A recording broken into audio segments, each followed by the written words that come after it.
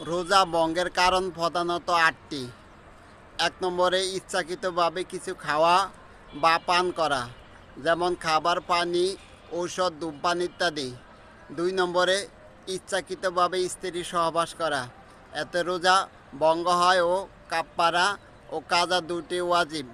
৩ নম্বরে ইচ্ছাকৃতভাবে বমি করা, মুখ ভর্তি বমি হলে রোজা ভেঙে যায়।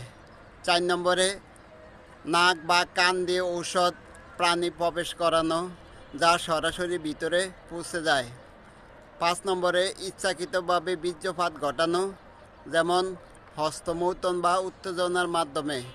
৬ নম্বরে হায়েজ, মাসিক বা নিপাত শুরু হওয়া, দিনে যে কোনো সময় শুরু হলে রোজা ভেঙে যাবে। ৭ নম্বরে রোজা থাকা অবস্থায় ইনজেকশন বা স্যালাইন পুষ্টিকর, যা শক্তি বা খাদ্যের কাজ করে। মতভেদ আছে, তবে অধিকাংশ আলেমের মতো ভঙ্গ হয়। ৮ নম্বরে ইচ্ছাকৃতভাবে রোজা ভঙ্গের নিয়ত করা, যদি কিছু খাওয়া না হয়।